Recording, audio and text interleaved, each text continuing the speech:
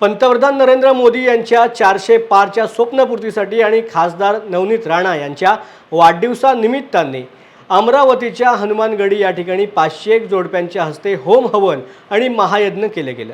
या कार्यक्रमाच्या वेळेला नवनीत राणा आणि रवी राणा हे दाम्पत्य स्वतः उपस्थित होते। या वेळेला सगळे विरोधक या होम हवनमध्ये स्वाहा झाले पाहिजेत अशी प्रतिक्रिया आमदार रवी राणा यांनी दिलेली आहे।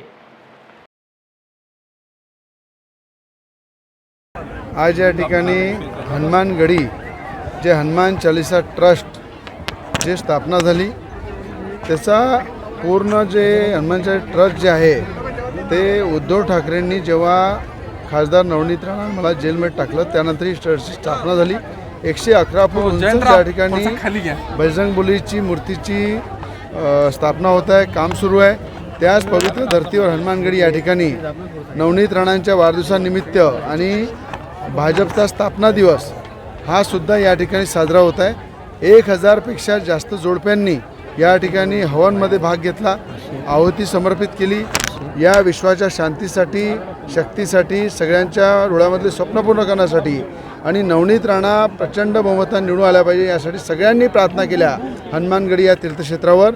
आणि देशाचे पंतप्रधान नरेंद्रजी मोदी यांच्यासुद्धा खऱ्या अर्थाने त्यांच्या जीवनामध्ये चांगली त्यांना शक्ती मिळो, त्यांना आणखी पुढे जाण्यासाठी देव ईश्वर त्यांना ताकद देव यासाठी सुद्धा या हनुमानगडी या ठिकाणी सगळ्यांनी प्रार्थना केली। हनुमान चालीसाचं पठण झालं। तर आज नवनीत राणाच्या वाढदिवसानिमित्त हनुमान चालीसाचं पठण 1000 पेक्षा जास्त जोडप्यांचं माध्यमातून हवन झालं या ठिकाणी आणि सगळ्यांनी आहुती दिली की जे विरोधक आहे ते याच्यामध्ये स्वाहा झाले पाहिजे आणि देशाचे पंतप्रधान नरेंद्र मोदी यांचं स्वप्न पूर्ण झालं पाहिजे। आणि पहिल्यांदा अमरावतीच्या इतिहासामध्ये, जिल्ह्यामध्ये पहिल्यांदा कमळ हे प्रचंड बहुमताने निवडून येणार आहे, खिलणार आहे। आणि यासाठी मला असं वाटतं की भाजपचा स्थापना दिवस आणि नवनीत राणांचा वाढदिवस एकाच दिवशी योगायोगाने आलेला आहे। मागच्या वेळेस हनुमान चालीसाच्या माध्यमातून अंधार टाकल्यानंतर हनुमान जयंती ही नवनीत राणांच्या 6 एप्रिल वाढदिवसानिमित्तच आली होती।